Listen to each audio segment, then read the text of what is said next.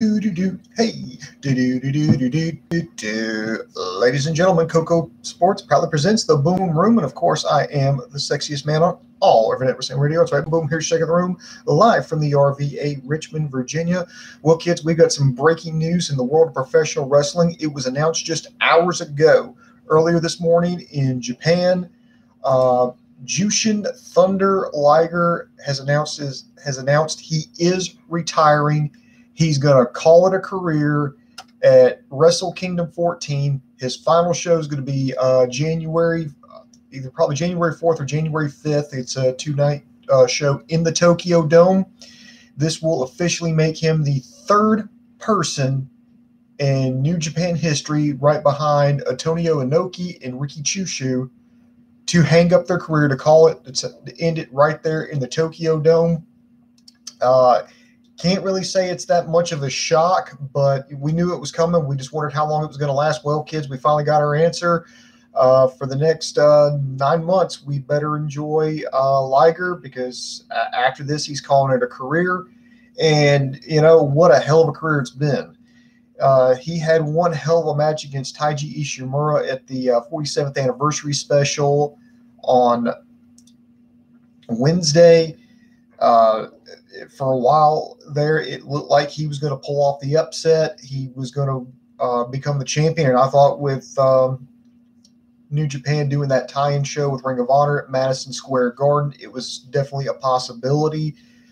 But alas, it was not meant to be. Still a great match. We'll probably talk about that a little bit more a little bit later. But gave one hell of a match. Next day comes out, announces he is going to retire. It was very brief. If you look at the translations, courtesy of Chris Charlton, he just walked out there and said, "Thank you for joining me. I will retire next year in January at the Tokyo Dome."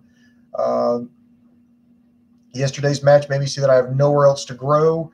I can still do it, still get in there, but have no room for growth. I think if I do manage to get the belt and still retain in January, that adds some value in itself. I still train. I still have attitude of taking out who's in front of me. Here and there hurts, but I can still go. But whoever you are, Inoki, Fujiwara, whoever you have to be, you have to keep getting stronger. And I think that prompted the decision. So maybe I'm reading too much into it, but I'm hoping that comment right there means that, maybe he's going to get one last run. And to be honest, I think it would be great. Like I said earlier, I thought maybe there's a possibility he could have beat Ishimura and was going to go win the champion at the Madison Square Garden show, but not going to happen. But maybe this does open the door that he wins the Best of the Super Juniors tournament, gets a title shot, gets a rematch against Ishimura, or whoever the champion may be, gets the win, and then, goes into the Tokyo Dome as the champion and maybe goes out on his back there. Or if it was me booking it, and it's not, but if it was me booking it, I would give him one last run as a big thank you. I mean, the guy has been wrestling for New Japan for 30 years now, and that's fucking shoot, man. 30 years. And I think even though he's accomplished about everything he can accomplish, I still think it would be worth one last run to get, let him tip his cap. If it was me booking it, here's what I would do. I would have him do one last run in the Best of the Super Juniors, win his block, go in win the finals, have that match just pull off a colossal upset, have him be the IWGP Junior Heavyweight Champion, do his final laps, if you're going to go to the U.S., if you're going to go to Mexico, the U.K., wherever, just let him tip his cap to everybody. He goes into the Tokyo Dome, and here's how I would set it up.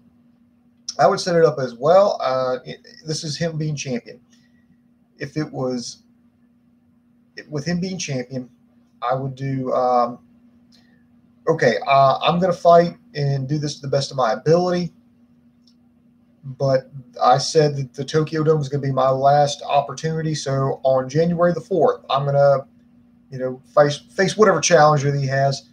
And I'm going to fight to retain this. If I win, I will immediately relinquish the title. I've spoken with New Japan. We're going to declare a mini tournament. The next night, there'll be a 4-way match among the top competitors, and a new champion will be crowned. And I think it gives people an excuse to watch, definitely both nights, pump it up. That's how I do it, because it's been one hell of a career. I just went back and looked at his bio, and the man is 54 years old. He started training, and I think he made his official debut in 1984 under his real name. It was Kiichi Yamada, and just went all around the world. He went to the UK, went to Mexico. Let's see, he's an 11-time IWGP Junior Heavyweight Champion. He started what the J Crown was, basically kind of what evolved into the Best of the Super Juniors. Won the IWGP Junior Tag Team Championships multiple times, most recently with Tiger Mask, and that was not until 2012. He even had a stint in mixed martial arts on November 30th, 2002. He had to fill in for the injured Kensuke Sasaki. It was a pancreas bout, so he wound up going up against Minoru Suzuki. Did not go so well for him. He wound up losing in about 1 minute 49 seconds due to a rear naked choke. He had botched attempted an arm bar, got mounted, beat, and choked, and choked out. And I had actually heard that the Liger thing was actually supposed to be a temporary deal. Now there was a manga and it was later made into an anime. I don't think it was released here in the United States. It was Jushin Liger or some kind of. It was a magical armor type of manga, and they were using the character to promote that, and the character wound up taking off.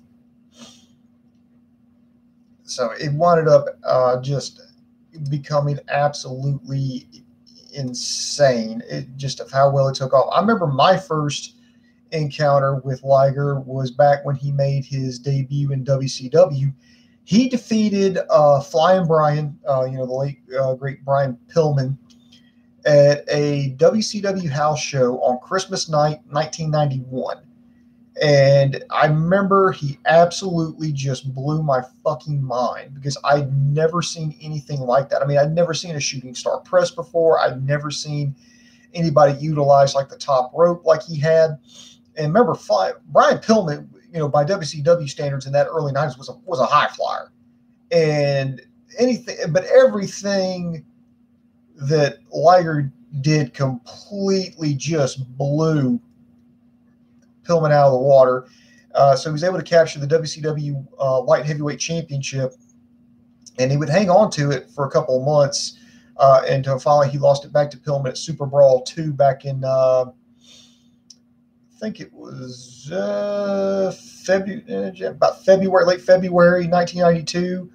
And he would hang around WCW for on and off the rest of the year. He would come back and forth. He had stints in Ring of Honor. Was in Bound for Glory for TNA back in 2005, on and off for CMML from 2007 to 2013. Even had a run with the championship in Dragon Gate. Yes, he wrestled Prince Pretty himself at NXT TakeOver. It was just just one hell of a career, and I just really wish him the best. I mean, it's kind of sad to me, and I mean, I'm trying not to choke up here, but I mean, it's just sad because it's like a piece of my childhood. It's just a guy said, you know what, I can't do this anymore. I'm going to call it a career. I'm going to go out on my terms, and this is when it's going to be. And it's just kind of like, And to think that Jushin Liger, I think it was, which translates to Jushin Raja, Beast God Liger. Something that started out, as a manga character back in the 80s or early 90s, would turn into a 30-year career. Whew. But anyway, All right, so that's good to hear. But that's not the only New Japan news going on right now. Of course, tomorrow, as of this recording, on Friday, March the 8th, starts the beginning of the New Japan Cup. It's been expanded from 16 men to 32 men. The round ones are going to take place the 8th, 9th, and 10th. Then the next rounds, well, see, okay, it's going to be Friday, Saturday, Sunday, and Monday. They'll take a break on Tuesday. They'll start the next round on Wednesday, Thursday, Friday, Saturday. No, yeah, Wednesday, Thursday. Yeah, Saturday, Sunday. Quarterfinals on the 20th and 21st. The semifinals on the 23rd, and they're going to wrap it up on Sunday, the 24th. So I thought it'd be funny to kind of, well, fun, not funny, but fun to kind of do the picks, kind of like we do March Madness. And just like every time I fill out a March Madness bracket, it's going to be turned into a flaming, smoldering pile of wreckage after the first round. But just for shits and giggles, let's say we take a stab at this. And if you want to look up like an actual formal bracket, look up the Wikipedia entry, look up New Japan Cup on Wikipedia. If you'll scroll all the way down to the bottom, it's got the most recent New Japan Cup. The bracket's already there and already empty. So if you want to print one out and fill it out, I'd love to see it. In fact, down here in the comment section, I would love to see who you would put in your Final Four and who you've got going over as the champion and maybe a reason why. So let's take a look at this. So first round here, we're going to have Yuji Nagata versus Tomohiro Ishii. This is going to be, old school match here. These two are going to be throwing punches here. I really don't expect. I expect some technical stuff, but I just kind of if the preview match at the 47th anniversary specials any indication, and we will be getting a review in that one shortly.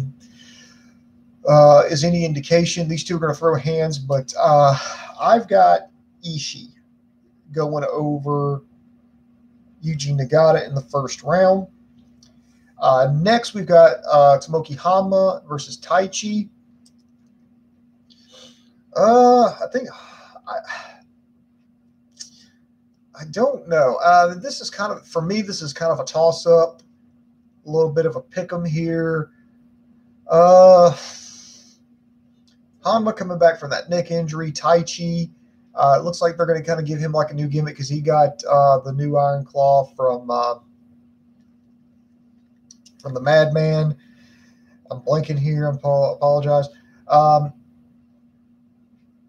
So he's got the Iron Claw from Hell. So I'm going to go with Taichi. I just think that's just the way things are going to go. And Hanma's not going to be really out anything if he loses. All right, next one, Manabu Nakanishi versus Yoshihashi. Do I need to go ahead and pick an upset? I know it's Yoshihashi. It's Yoshihashi. There's just I'm sorry, I've given up on him. I've actually just given up on Yoshihashi. I thought maybe once he got hurt, that was going to be a blessing in disguise. He could come back with something new, maybe a new gimmick, new attitude, just something new, something to freshen him up. Maybe he did come up. I think he did debut a new finisher, but nothing overly impressive here. But is he going to be able to hit that on Nakanishi? Is he going to be able to hit the butterfly lock? Do I go ahead and go with the New Japan Dad? You know what? I'm going to go with Yoshihashi. I don't want to, but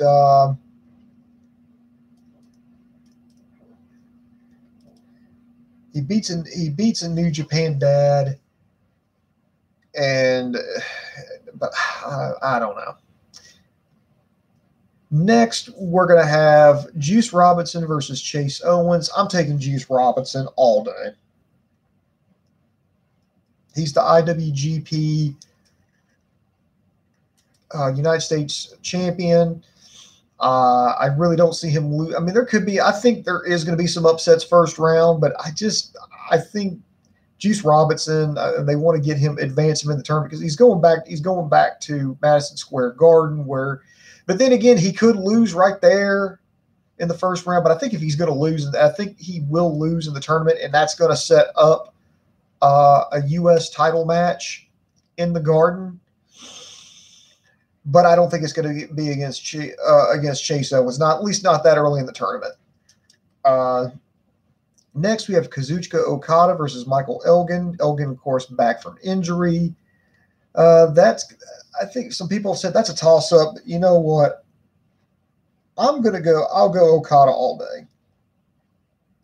Just because, it's Okada. He needs to get back on the winning streak there. Elgin's kind of persona non grata right now in the United States because of that whole incident with his promotion in, I think it was Canada. He's been cleared of any wrongdoing. I mean, he didn't do anything to anybody. I think the question was what he didn't do is what got him some heat. But he's had a little bit better of a career life for himself over in Japan.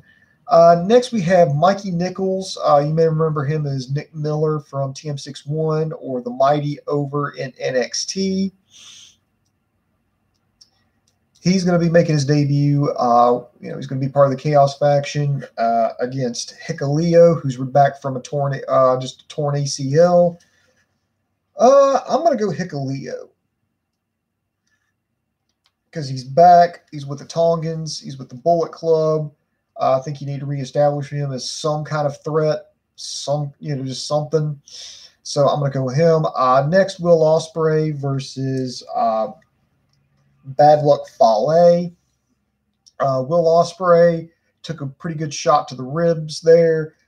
Bad Luck Fale competing like a multi-man match, a lot fresher. I got to go Bad Luck Fale.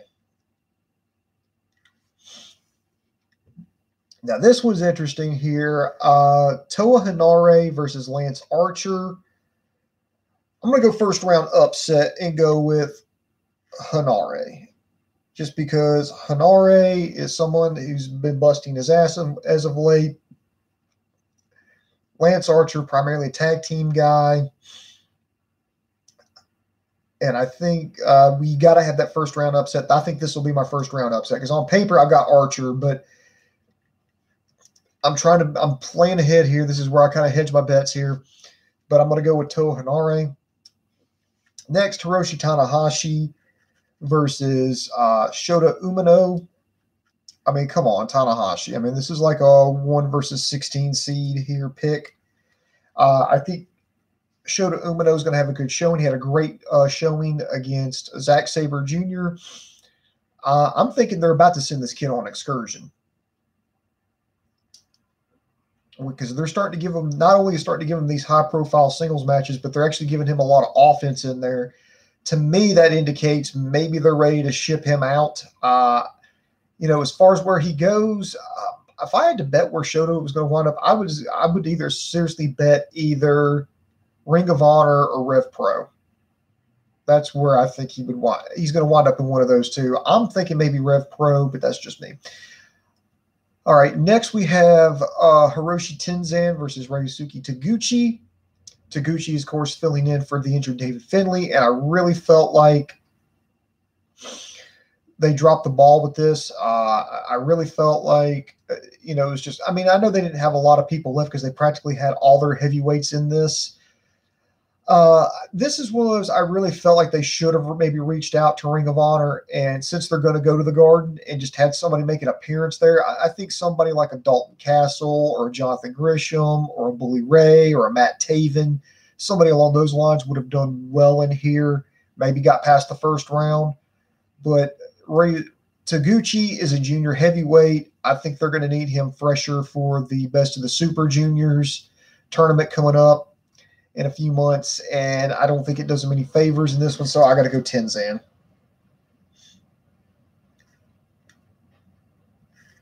Now, if Finlay was still in there, would he make it past the, would Tenzan still advance? Yeah, probably. But I just, we're going to set up, because that kind of sets up an old school. Okay, next is probably going to be the match of the night on night 3, and probably the match of the fucking tournament. Kota Ibushi versus Tetsuya Naito. Now, there's a million different ways they could go with this. Kota Ibushi just signed a contract with New Japan, so they've got him there. They've got him locked in. Tetsuya Naito, however, is probably the most popular star that they have, most popular faction that they have. He's the IWGP Intercontinental Champion.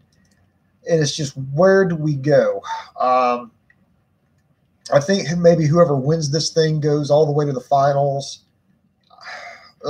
It's really a toss-up, because I'm not going to be disappointed no matter who wins on this one here. I am going to go Ibushi. Why Ibushi? Just because right now I've just accepted the fact that the sun's going to rise in the east. Water is wet, and LIJ always gets shit on by New Japan booking.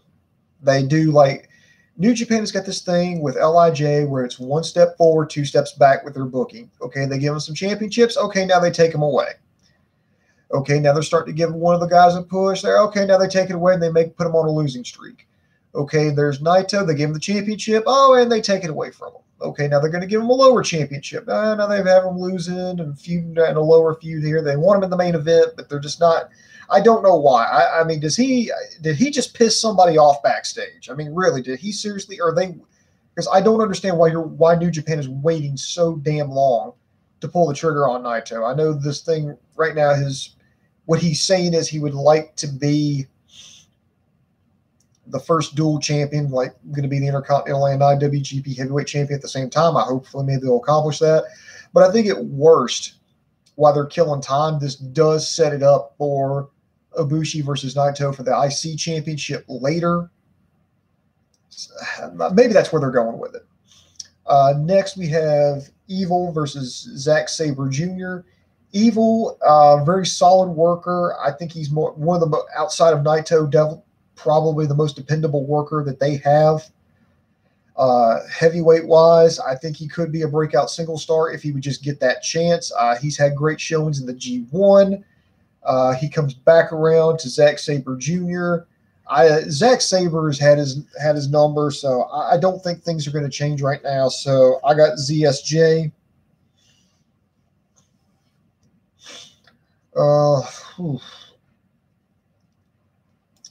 Because ZSJ, I mean, he's the defending champion, and I think they want to make it interesting. You just can't have your defending champion lose in the first round. Next, we have Togi Makabe versus Colt Cabana.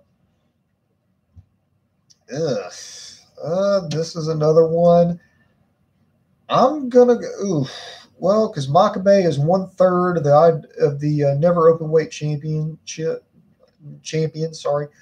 Colt Cabana, visiting over for Ring of Honor. I just don't think it would make sense to have Cabana just come over for a one and done. Right? I'm going to go with Cabana.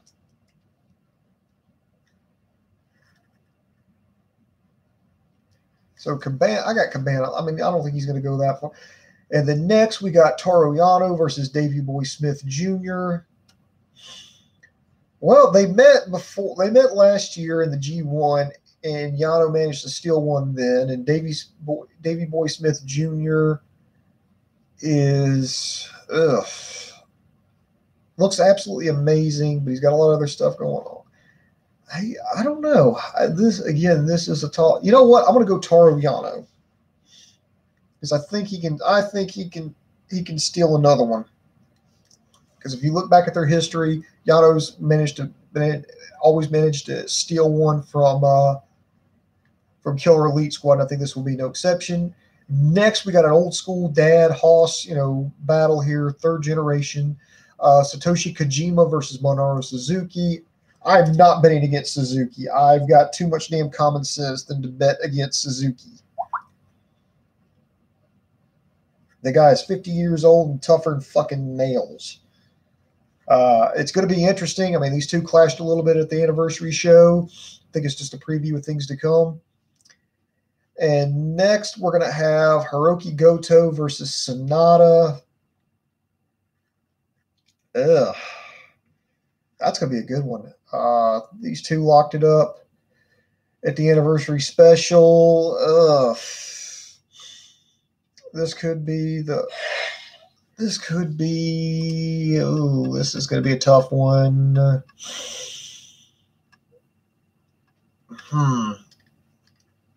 I mean, this is going to be.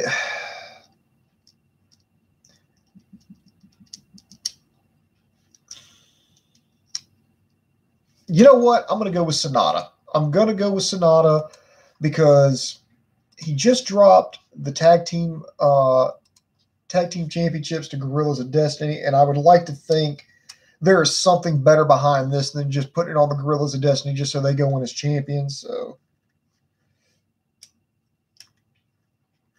So nada. Okay. So now I go to round 2. Let's see, Ishii versus Taichi. I'm going to go with Ishii handily beating Taichi. Next, we're going to have this is according, of course, if I'm right here. Now I have Yoshihashi versus Juice Robinson. I'm going to go with Juice. Then next we have Okada versus Hikuleo. I'm going Okada easily. Okada. Fale versus Hinare. Fale easy. Because Fale has destroyed Hinare before. I think that's where that Cinderella story comes in. Let's see. Tanahashi versus Tenzan. I'm going to go Tanahashi. Let's see. Ibushi versus Zack Sabre Jr. I'm going to go with the upset. I'm going to go with Kota Ibushi. ZSJ defeated Ibushi last year. Colt Cabana versus Toru Yano. I'm going to go with Cabana. And then Suzuki versus Sonata. I'm going to go with Suzuki. Because, again, I'm not going to bet against Suzuki in this early. So then the next would be Ishii versus Juice. I'm going to go Ishii. Then Okada versus Fale. I'm going Okada. Tanahashi versus Ibushi. I'm going Ibushi. Cabana versus Suzuki. Suzuki, of course. Then, so right now I've got Ishii, Okada, Ibushi, and Suzuki as my final 4. Then from there, I'm going to go with Okada and Ibushi versus Suzuki. I'm going Ibushi. And then, of course, the finals right now, this is assuming I'm correct here. I've got Okada versus Ibushi. And if anything I've heard is any indication, I'm going Okada. Okada to win the whole damn thing. I got Okada winning the whole thing, goes into Madison Square Garden, beats the Switchblade, gets his redemption, gets the championship back. Then we're going to have, then we get set up for the G1 tournament a little bit later. He'll make some defenses at Dominion, King of Pro Wrestling. Go through the G1 tournament. Now, of course, the G1 is going to be a different pick, but that's what I've got so far. Wow. So those are my picks. And down here in the comment section, I want you to put, I guess maybe to kind of spare everybody some time here, who do you have as your final 4? Who do you have as your final 4? Who do you have winning it all? What's your reasoning behind it? And do you have any upsets? I mean, last year, for example, in the NCAA tournament, University of Maryland, Baltimore County upset the University of Virginia in the first round. Nobody had that happen. I think less than 3% of brackets, had that happen. And I guarantee you all those were in fucking Baltimore County.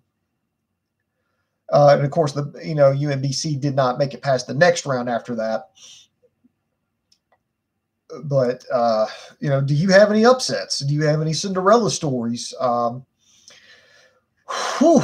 a hell of a pick right there. But like I said, it's all for fun here. No wagering, please. All right, let me give shout outs to everybody. I apologize to Zach Rowe, Rick 1982. You guys are joining us here. Real quick, everything's going fine with me. Let's see. Will Liger have a retirement match or was his last match against Ishimura? No. Liger is going to retire at Wrestle Kingdom. Wrestle Kingdom 14 is going to be a 2-night event in the Dome, the 4th and the 5th. One of those nights is going to be his last match. That's where he's going to tip his cap. So let's see. I think Ibushi wins the tournament and defeats Jay White at Madison Square Garden. You know what? Maybe you're right. I'm going off a little bit of inside baseball information that the original plan was to have Okada, but when I start really looking at the brackets and looking at the landscape of New Japan, for me, it makes sense to do that. If I'm going to pull the trigger on like crowning a new champion and all that, I'm going to do like a huge build up to it and make it pay off. Come the summertime, do a build up to it, make it either pay off in the summertime or make it pay off in January. And I think right now Okada is like it's a solid bet. But of course, that's just my opinion. That's the way I'm kind of seeing things. I could be completely fucking wrong. I mean, he could lose in the first round to, he could lose in the, who was he fighting in the first round? He could totally lose to Elgin, be out of the tournament, and it completely just fucks up everything, destroys my goddamn bracket. And trust me, shit like that happens in these kind of fucking tournaments. When will Umino go on excursion? I hope it's for Ring of Honor. Your guess is as good as mine. I keep looking at him and the way that they're treating him. I'm thinking he's getting close. You know what? They've got a UK tournament coming up. They're going to go. They got something coming up in the UK. It would not surprise me if he appeared there and they made like the announcement saying, Shota Umino's graduated. He's going to be staying here at Rev Pro and he's going to be doing his excursion there. Good night, everybody. Would not be shocked to see that. I wouldn't mind seeing him in Ring of Honor either, but I think those are the two places he's going to be. Why? Because I think he's going to be a heavyweight. I think he may be the kind of guy like out the gate, once they get him in, he'll probably, be in the mix for the Never Openweight Championship, and maybe they'll try to build him up to the Intercontinental Championship. Who knows? Taguchi for the 69th IWGP Heavyweight Champion. You got to be a real fucking nerd to get that joke. Right now, Reitsuki Taguchi is the 69th IWGP Junior Heavyweight Champion, and people just think it'd be funny. Well, Jay White's the 68th IWGP Heavyweight Champion. Why not make Taguchi the 69th IWGP Heavyweight Champion? So, again, you'd have to be a complete total fucking nerd to get that joke. Do you see Pac in the best of the Super Juniors this year? From what I understand, he's got a contract where he can do that, but I doubt it because he works for Dragon Gate, which is like, I guess maybe technically like a rival promotion in in Japan. But New Japan in the past has proven that they will work with other promotions. I mean, they've worked with Noah before. They sent like Tanahashi over to do like the Giant Baba tribute show. So they'll work with it. I figure it's open, and plus I don't think All Elite Wrestling would have any problem with it here in the United States because I think they ultimately want to build a relationship with New Japan. They're just not going to right now because, God, we're getting a lot of fucking politics here. But AEW is going to be competition for Ring of Honor. Well, Ring of Honor is like an affiliate, a farm league, whatever. They have a working agreement with New Japan, and New Japan, if they start working with AEW, if they started working with them, it would kind of be a slap in the face to Ring of Honor, and New Japan doesn't want to fuck up that business arrangement because they've been solid partners for them. Dragon Gate, I don't know. I mean, it would probably all depend on them. If Pac comes to New Japan, if it would be as a heavyweight, maybe. Or Hiromu show up and challenge the winner of Lee versus Ishimori. I would not be shocked. I've actually read the same things you've read, that Hiromu Takahashi has said that he was going to make an announcement that he's going to be returning full time. So you would think if they're going to do that, if they're making this if they've kind of floated that out there and it's kind of there in the ether, if he's going to come out, it's probably going to be either A, saying I'm back full time, and guess what? I'm now in the Best of the Super Juniors tournament, or they're gonna it'll be like the after the finals of the Best of the Super Juniors, you're gonna have the match between whoever wins the Best of the Super Juniors tournament and then the IWGP Junior Heavyweight Champion. They have that match. Whoever wins that, it's like, oh yeah, I won. Oh wow, I can't believe it, I won. And then they're going to play his music. He's going to come out and go, guess what? I'm back. I want my championship back. I never lost it. That's the two different scenarios that I see. I kind of like the second one better because I figured, when you're coming back from a neck injury, give him as much time as he needs to recover. And plus, it ends, it gives them someplace else new to go, in my opinion. Because, you've seen everybody wrestle, and it's like, well, why should the guy who finished third or fourth in this tournament, why should he get a shot? He didn't, go that far in the tournament. But I think with Hiromu Takahashi, you would have it to where, they had the whole tournament. They have a winner. The winner goes in against the champion. They have a match. And then now it's like, well, where do you go? You've just showed everybody. You've even pulled in guys from, Ring of Honor. You pulled in guys presumably from CMLL, maybe some guys from Rev Pro. I don't know the junior heavyweight landscape in Rev Pro. You have like this big tournament. You come out. Now, where do you go? You've seen everybody. You've seen almost every possible matchup. Bring in the guy who never lost the championship. It's like, yeah, that was fun, but now you've got to have to deal with me. I want my championship back. I think that's a great place to go. Will New Japan ever deactivate their IWGP Junior Tag Teams?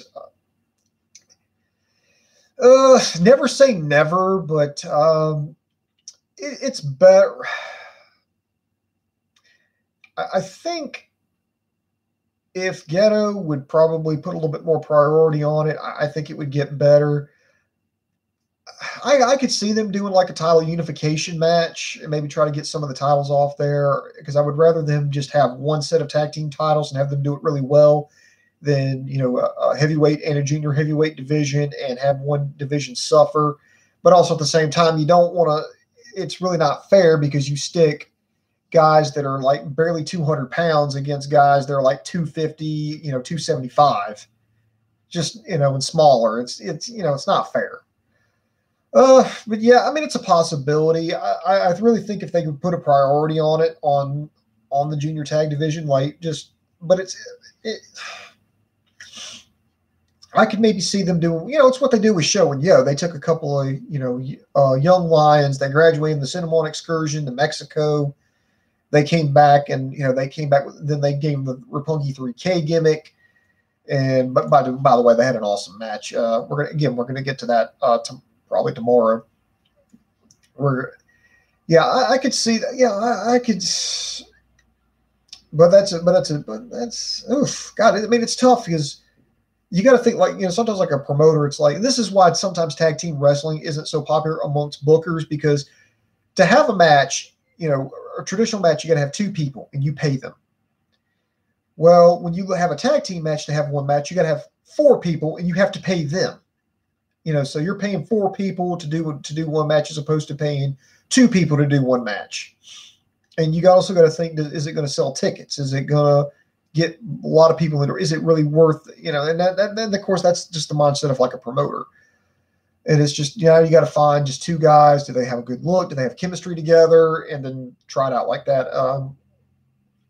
I honestly think if you wanted me to do a quick fix on it, I would probably put together another junior tag team, and then I would probably get on the horn with my other affiliates and be like, hey, have you got some guys that some guys you need some more seasoning? We're looking for junior heavyweights, and we're looking for tag teams, and we really need to fill out our division here. You need people to job, you need people to be stars. So that's what I would do. I would bring in people. I would bring in other junior heavyweights, put them together as tag teams, and I would use them to put over the guys that they wanted. Like I would use them to put over Suzuki Gun. I would use them to put over Roppongi 3K. I'd use them to put over LIJ. And plus, it helps them because it fills out the division.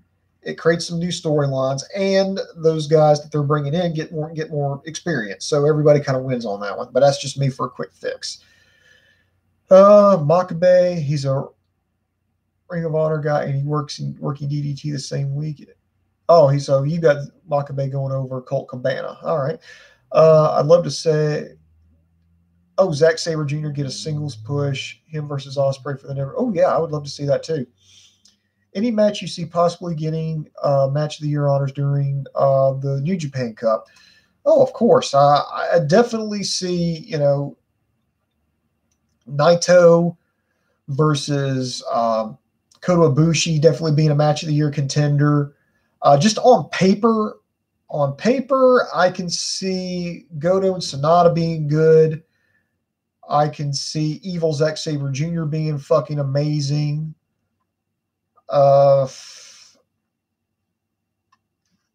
that's the ones I see being amazing, off the bat. If my predictions come true, I can definitely see the finals being a match, definitely being a contender. But we're not really going to know until we actually get there.